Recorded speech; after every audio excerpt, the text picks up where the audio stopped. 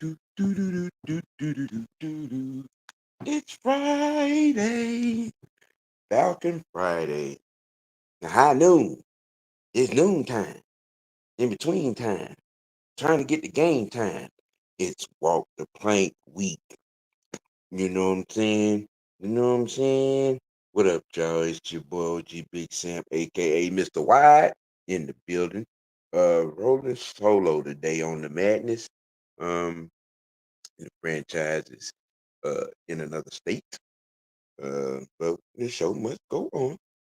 And first off, good morning, good afternoon to all listeners, followers, and subscribers. Hope your Friday is off to a good start. Here in you know Bucs Falcons week.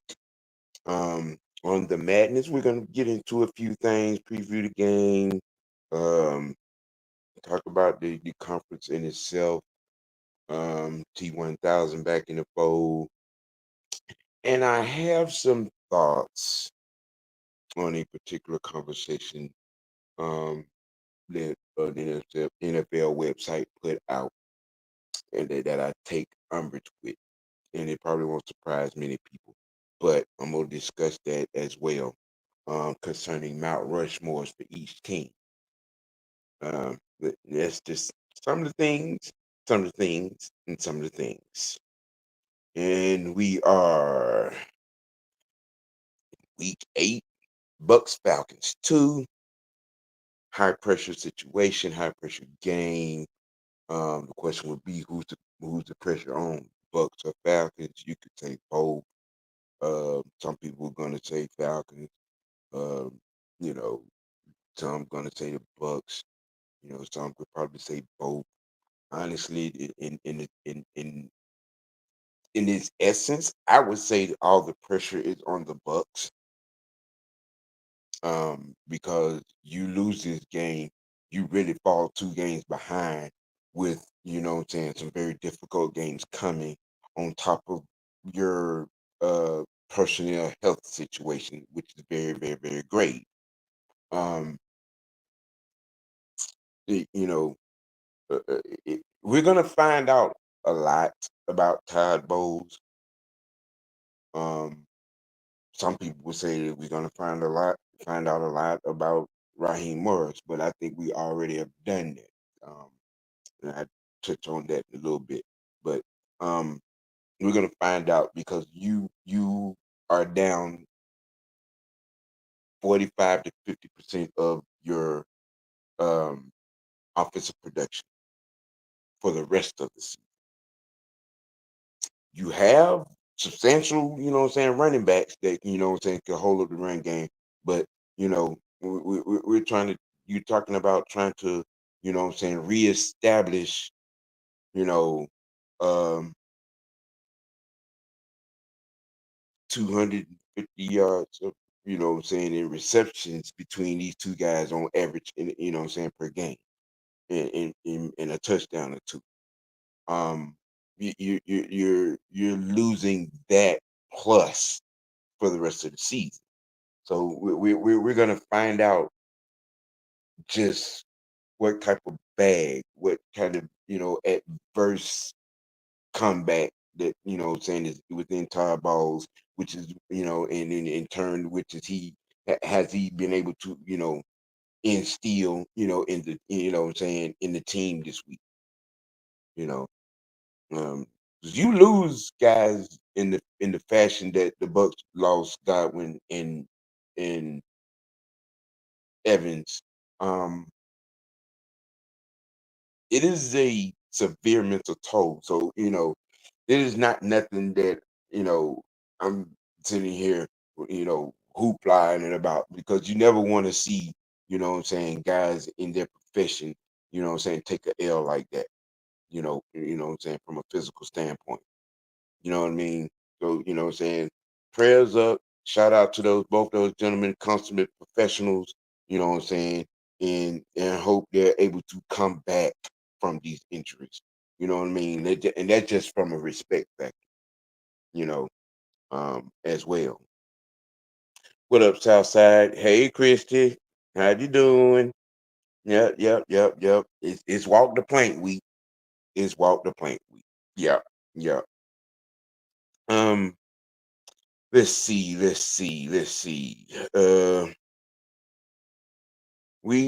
have a little in the lot. A win for the Falcons would actually, what I'm saying, give some kind of change. It'll definitely be some kind of change in the standings.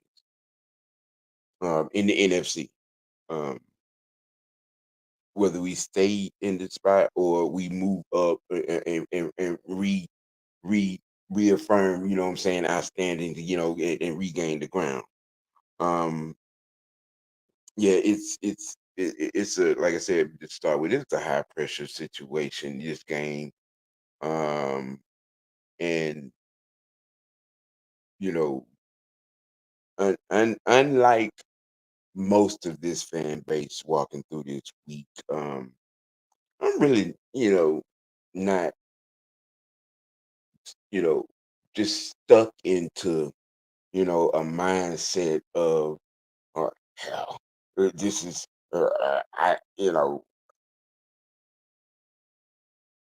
game like last week, which was a burn to take game. It happened. All right, it happened. I'm not gonna, what I'm saying, bungee jump off a cliff about his response, Rod's response to, you know, um, whatever the case may have been last week. It is what it is. It happens. Burn the tape, and like Justice Simmons said, let's put whatever frustrations we got from that into next week. Plain and simple. You know, I'm not gonna sit up here and call for a man's head because of one unprepared game, or one not well coached game, or one not well not disciplining and key driven, type performances out of the players. Not, just not, because it happens. It's part of the game. Shit happens. You know, yes, he's an experienced coach. True. Yeah. From a time, from a standpoint, there's just something that shouldn't happen. True. But I have no lost confidence, if you will, in my coach. I have no lost confidence in my GM. I have no lost confidence in my own. I have no lost confidence in my team. Meaning the players. None. None. Reason being, 99% of this fan base uh was looking for us to be 2-5 or 1-6 at this point. I honestly had a mindset that the first half of the season we probably playing 500 ball to some degree, 500 ball or better, and we are. We're right where I thought we would be. You know, with all things considered, we've had some bumps, we had some ups and downs. We, not had consistently great play, but we've had consistent play.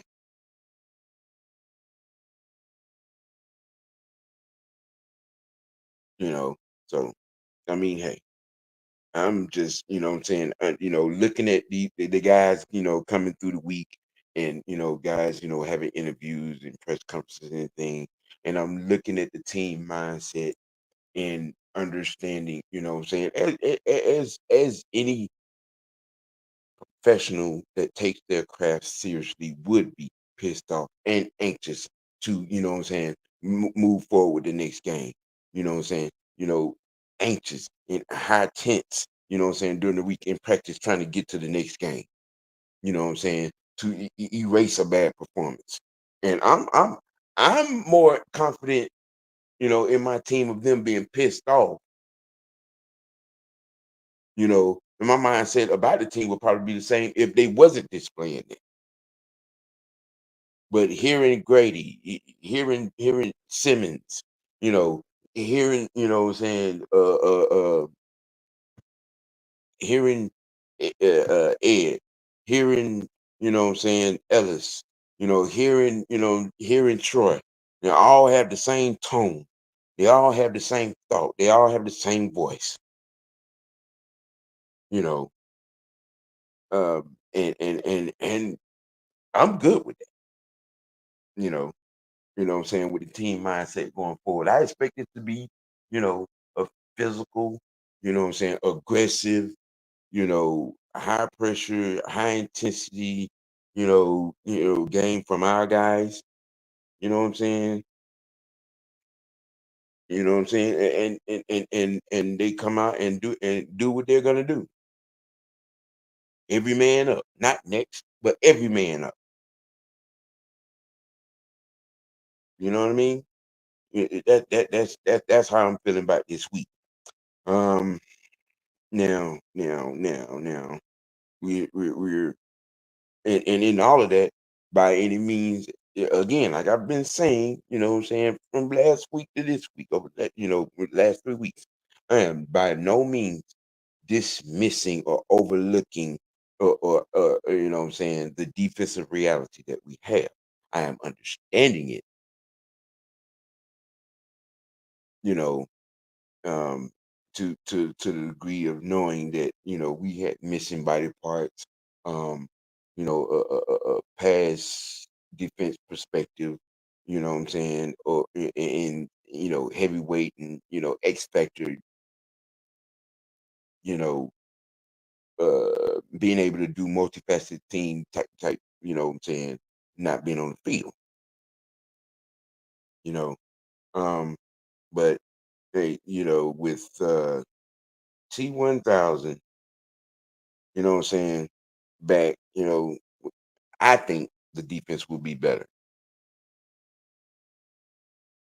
He's going to fill the void that has been a void since he, what I'm saying, had do, what I'm saying, roll up, fall on his leg. Um, I think T1000 being back is going to tighten up our pass defense, and gap discipline up front. Double entendre. Yeah, I think Troy being back is going to be huge. What I'm saying, for a couple, what I'm saying, because with Troy coming back, two phases of the team is getting back a guy that make major contribution, both defense and special teams. All right, so hey, you're getting that, what I'm saying, boost of, of aggression. You're getting that boost of, high intensity, high IQ play back on the field, you know, and it's gonna be, all the better for it,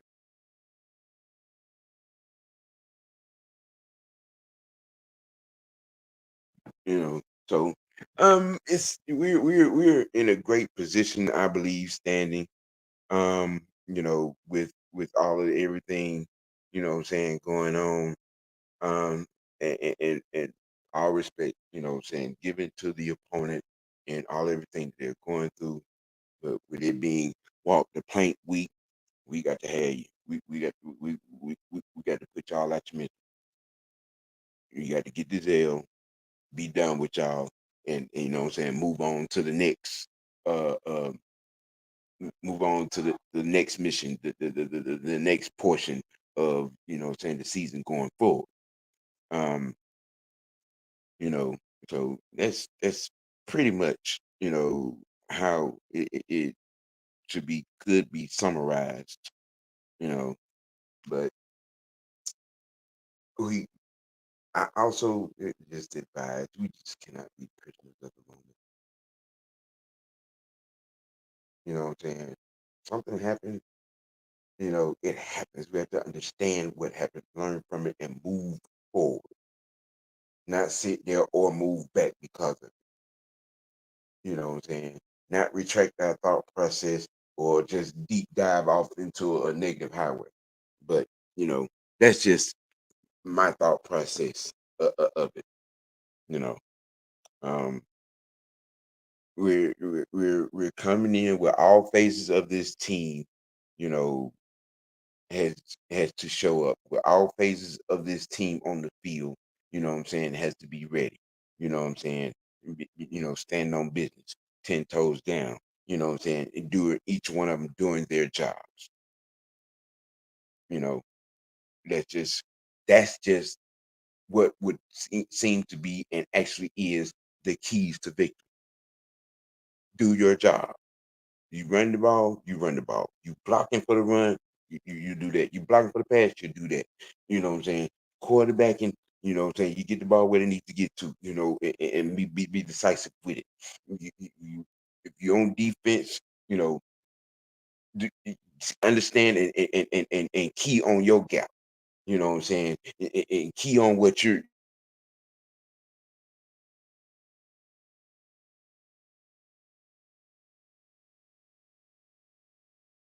focused. Get the kick, cover the kick, cover the run, all of that. Focus and do your job. Plain and simple. It's no, multifaceted game plan. It's plain and simple. Do your job. You know, point blank. When it comes to this team and you know, and them, in this second go round, with the Bucs, um, and understanding in most cases, um, a hurt team is a dangerous team. So we have to come into this game with a mercenary mindset. You have the shot, take the shot. Period. It has to go. It just has to go just that way, plain and simple. You know, um, we we have to go about our business as with this team. You know what I'm saying, in an authoritative manner. In an aggressive manner, in with aggressive play. You know what I'm saying, with intelligent play. Intelligent but aggressive, aggressive but intelligent. You know, discipline. Period. Point blank. Period. Point blank. Discipline. Nothing but straight up discipline. You know, um, and we have to move forward with that mindset. You know, after this week. You know what I'm saying? Like I said on Wednesday, my big picture mindset is that we got 13 games left, and if you understand that number, then you understand what I'm talking about. So, what I'm saying, that's my mindset. You know what I'm saying, with the mission, at the light at the end of the tunnel. With that, yeah. Um, you know, and think speaking of organizational mindset. Um, I you know saw a conversation that was going on. Um, it was a post put out by an NFL outlet. Um, where they were listing the Mount Rushmore for each team.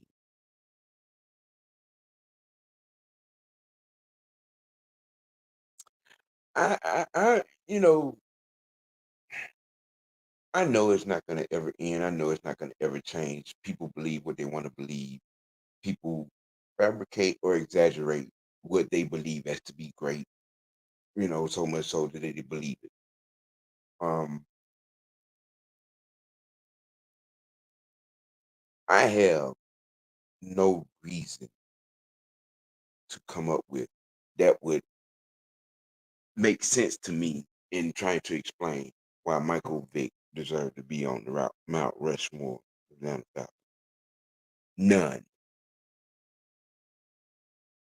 None. The standards you all preached and try to throw in us Ryanites' faces for 14 years of what a quarterback was supposed to be and do and this, that, and the third. Michael Vick was none of when he was here.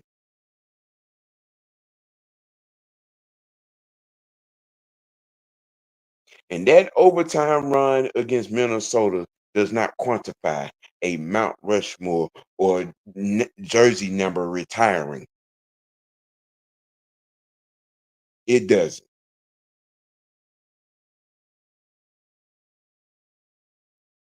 You cannot get me to understand or even remotely comprehend anything of high essential award in any kind of deserving by Michael Vick in an Atlanta Falcon uniform. None, none, nada, Nathaniel, nothing. Because when you have the concept and context in your mind to explain why, and only thing that y'all could come out of your mouth with is exciting.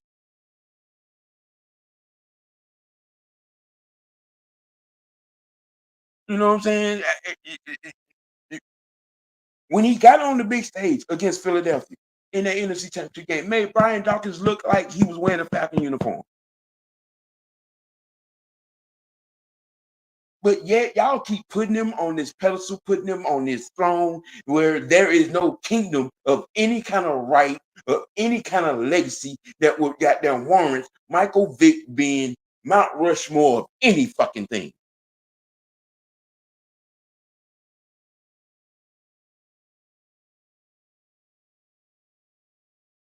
No, I'm sorry. You all's standard is just a little damn low. It's just a little damn low. Too low.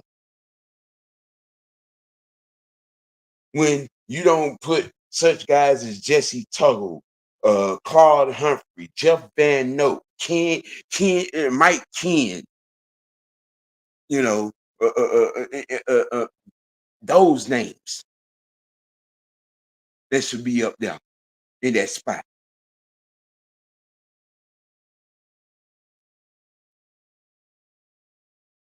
That actually performed, that actually led and left a legacy. You know what I'm saying, from their play in their careers.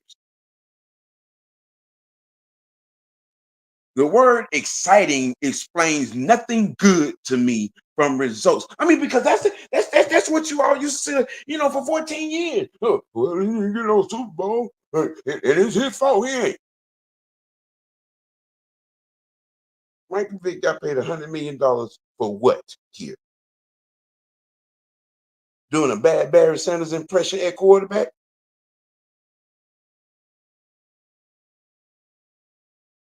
Man, it was lit like Freaknik when Michael Vick was the quarterback. Oh, so you were just going to the game, to pick up chicks, not to watch the game. Yeah. There was no standard of winning when Michael Vick was a quarterback here in Atlanta. It was none. It was none. But y'all quick to want to have these conversations, want to try to explain how you think that he was better than Matt Ryan, or the reason why you preferred him over Matt Ryan. Well, we all know why that was. Y'all hated the white boy from the day his name was called in the draft.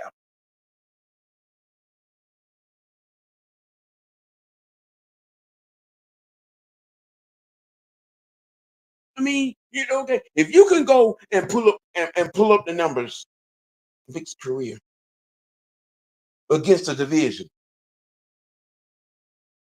if you can show where there was a time where he was dominant against the division, against the Saints, against the Panthers, against the Bucs, yeah, get me out. Get me out. Because I know he see Julius Peppers and Simeon Rice and Warren Sapp and Derek Brooks in them in his motherfucking dreams at night.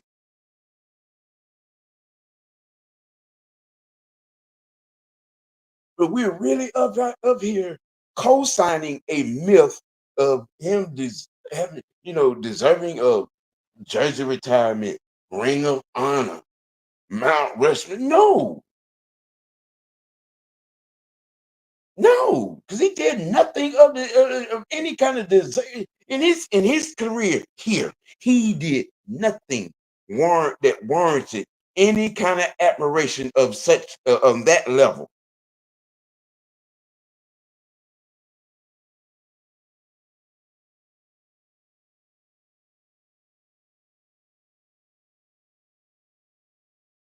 Mike Ken at the left tackle spot played 2 whole seasons without having a penalty called on him.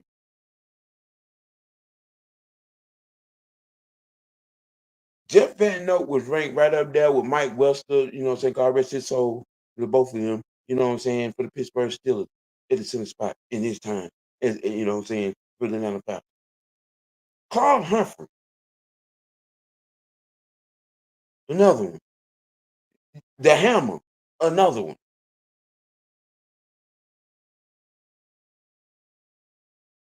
Carl Humphrey was on that team, 77 and 76. Go look up the numbers.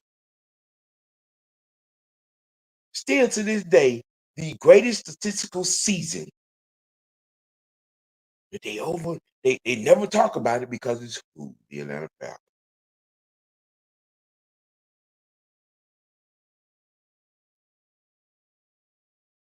Okay? You know, Tommy Nobis, another legend, another legend. But yet y'all are trying to fabricate, exaggerate a myth that doesn't have no air or no legitimacy to it.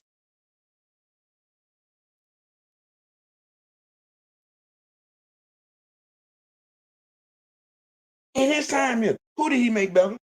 Who did Michael Vick make better? Name me a coach or offensive coordinator or an assistant coach that got a head coaching job because he played well at quarterback. I'll wait. I'll wait. It really, it boggles me.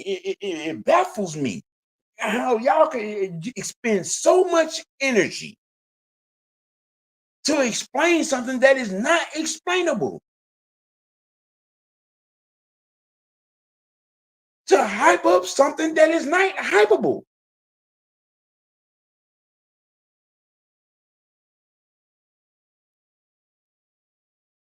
This organization has gone to 2 Super Bowls, and neither one of those quarterbacks was named Michael Vick. Make it make sense. Make it make sense.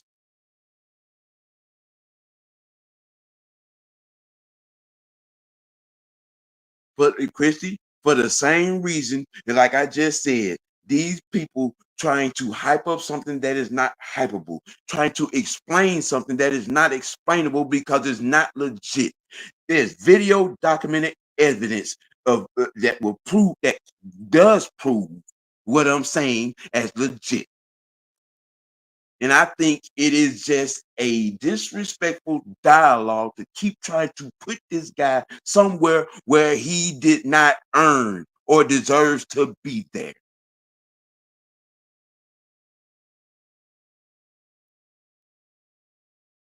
And yeah, it's a problem for me because I don't understand the hypocritical contextual mindset of this fan base. Y'all drag, I'm talking about literally drag Matt Ryan's name through the fucking mud 375 days a goddamn year.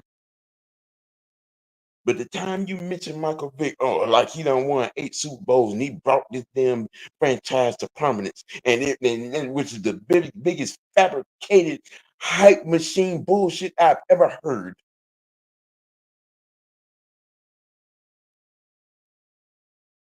And you fly out a list, you know what I'm saying, of Mount Rushmore pertaining to all NFL teams, and the first thing y'all do is put Michael Vick on it. Why? Why? From a position standpoint, from a statistical standpoint, what in the entire fuck did he do in his career here? to deserve that that should go to someone in the history of this franchise that is more deserving. And I named about five of them to start with. And that's why I'm always on this, hypocritical notion of Vic being that guy, and he wasn't.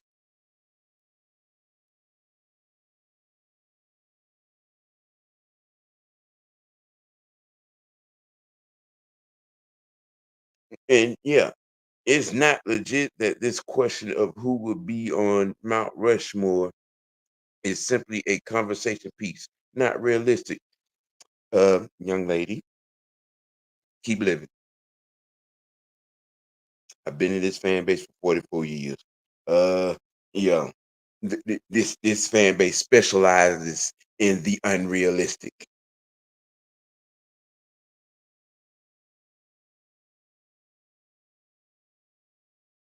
And Christy, I talk about Kurt every day.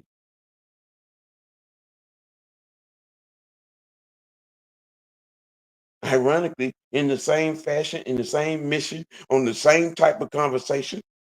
You know what I'm saying? Dealing with the we need to put Penix in now for the rest of the season conversations that's been going on over the last 3 weeks. The irony. And yeah, when it comes to the history of this team, it is a conversation. Especially when the history has been being portrayed wrong. And as a person that has seen that history, yes, I'm going to speak on it. And I'm going to speak on the correct information in dialogue and context when it comes to that. It is what it is. Some people would like to forget. I would like to forget some of the past. But given the fact that, what I'm saying, in the mindset of this fan base, whose standards in some cases are particularly pathetically low, and they hit sin on bullshit such as this right here, him being a Mount Rushmore member or deserving of his jersey retirement or Hall of Fame. No, bro, no.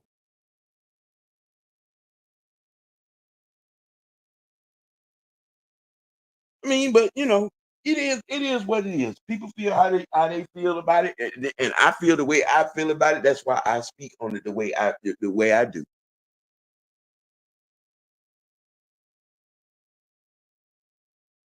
You know what I'm saying? These in some of these mindsets in these situations should not hit sin on that.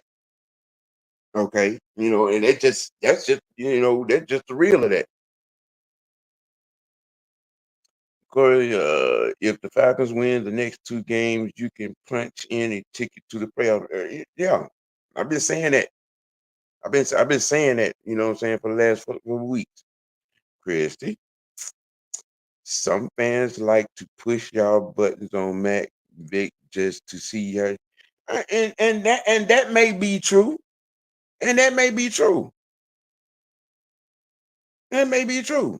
You know what I'm saying? But in this particular case, this came off an NFL website. It didn't come from a fan. This came off an NFL website.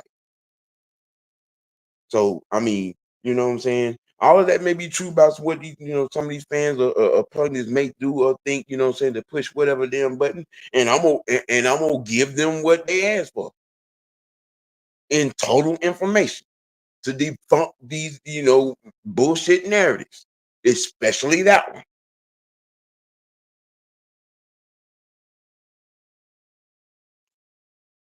First, if fans be funny, it's either Super Bowl or blow up the team after every game. Yes, yes, and that is also very true.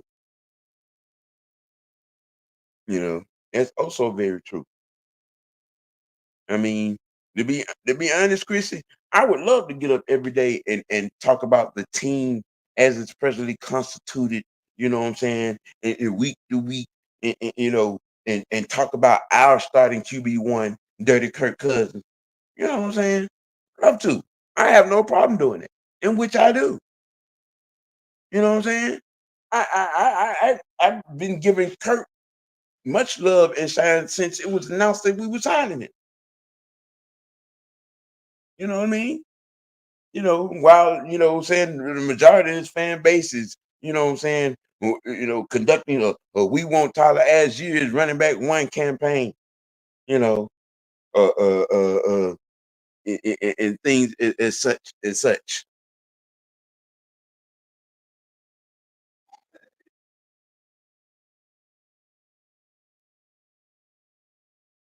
And you're right. There is no in between. See, the thing about this fan base is, they're only concerned with the A and the Z. They don't give a fuck about the B to the Y. Period. Point blank. You know what I'm saying? That is the unequivocal, asinine truth and facts of this fan base. It's just that easy. You know, I mean, but hey, man, look. With that being said, and nobody, like I said, people who have not who heard me or watched me know how I feel. You know what I'm saying about that. You know, um, and it's not gonna change. It's not ever gonna change because you can't change the record books. You can't change the numbers that's in them, and the record books and the numbers support everything that I say about that man in his time here as an NFL. So that's gonna be that. You know, um, but we're coming up on Bucs Falcons 2 this week. Um, the platter is set for us. The plate is set for us. You know what I'm saying? You know, we got to go to their trap and take over their trap. That Dirty Kurt says. That's the mission. You know what I'm saying? And nothing else is gonna matter. You know. You know.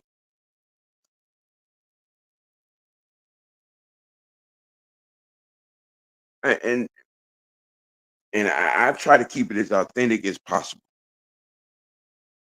You know what I'm saying? I try to keep it authentic as possible when I talk about this information in context and dialogue with y'all. I try to be as authentic as possible. I try not to be cliches, you know what I'm saying, or copying somebody else's concept. I try to give you 100% authentic me in mindset, in dialogue. You know what I'm saying, in topic. You um, yeah, Landerman in the second best linebacker in the league according to PFF. Yep. Yeah, that's one good note. Another good note, we get Troy back this week as well.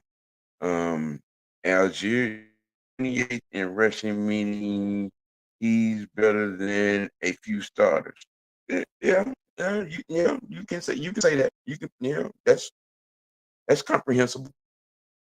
You know that it's that's easily comprehensible. Um, we're here, walk the plank week, but I think we're going to be driving. We're going to be driving the submarine that sank the boat in Tampa. Um, like I said, to each man, what I'm saying, across the board, all 53, everybody should just do their job, and I think we're going to be fine from that concept, from that standpoint. Um, you know, mm, Southside as OG. What's your thoughts on that clearly missed face mask call on Donald last night? Oh, when these things happen to other teams, my mindset is welcome to our world. Welcome to Dirty Bird world. Because every week there are at least 3 missed penalties in a game. You know what I'm saying with that. So when it happens to someone else, to another team, whatever, I don't feel sorry for them. Welcome to our world. You know. So it's about time, the other teams start feeling the pain that we feel in frustration, not getting obvious calls. Maybe if it happened to enough teams that they'll pull up, they will pull up to the damn table and change the shit. You know what I mean? There'll be some kind of actions. There will be some actual impact, on the decision made for this. Because the last 2 seasons, NFL officiating has been unequivocally, hilariously, hopelessly lethargic, pathetic, and just downright ridiculous. I've seen better officiating in football games, in Pee Wee League games, and rec ball at the parks.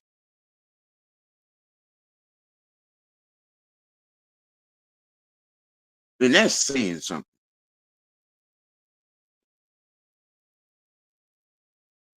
Bijan and Drake top 10 at their positions. Yeah. Um they're having quite the season. Um yeah, they are. Um it's becoming a noticeable. Drake is the most noticeable reason as why teams are having to, what I'm saying, change their, pass defense concepts against us. you know. So hopefully the progression we will continue. Hopefully the progression will get back on track this week, and it goes good. You know what I mean? Yeah. Hey man, I want to reiterate again, people, how much I appreciate, what I'm saying, tuning in, what I'm saying, and dialogue and conversation in these shows. I appreciate everyone, what I'm saying, and I love what I do. I love having these conversations, showing these streams, what I'm saying, and getting these topics out. Um, week to week. I appreciate the following. I appreciate tuning in. What I'm saying, and appreciate, what I'm saying, the attentiveness. If you are watching my shows and things and whatnot, trust me, the OG appreciates it. You know, um, hey, hopefully, what I'm saying, this week, what I'm saying, this weekend, we'll have victory. What I'm saying, victory Monday as a result. You know what I mean? And you know, and we all be skinning, grinning, and smiling come Monday. Southside said, "Yeah, Drake career high in TD catches was 4 his rookie year. He already had 5 through 7. Yeah, yeah, yeah, yeah. Mm-hmm. Yeah. You know what I mean? No matter what kind of narrative that people try to push on, put on Dirty Kirk, he is stabilizing this offense, this unit. Okay. And yeah, he's made some mistakes, but that's gonna happen when you know, a whole calendar of inactiveness due to an Achilles injury. You know, um, but I hope everybody enjoyed. All enjoyed the conversation. I mean, 168 subscribers. Look, like, you share, what I'm saying, share the stream, share the page, what I'm saying, follow, subscribe, what I'm saying, tell a friend, what I'm saying, tell a homie, tell a partner, tell a cousin, what I'm saying, you know, check Mr. White Network out. You know what I mean? Trying to get to I'm trying to get to 200. I want to be at 300 by season's end. You know what I'm saying? But hey, it's a marathon, not a sprint. Look, it's your boy OG Big Sam, aka Mr. White, y'all. You know what I'm saying? Y'all gotta keep it A. You know what I'm saying? You gotta keep it dirty. You know what I'm saying? You gotta keep it real with yourself. Make your next choice be your best choice, man. Y'all be safe out there for the weekend. Rise up. And this is your boy OG Big Sam, man. And I'm out.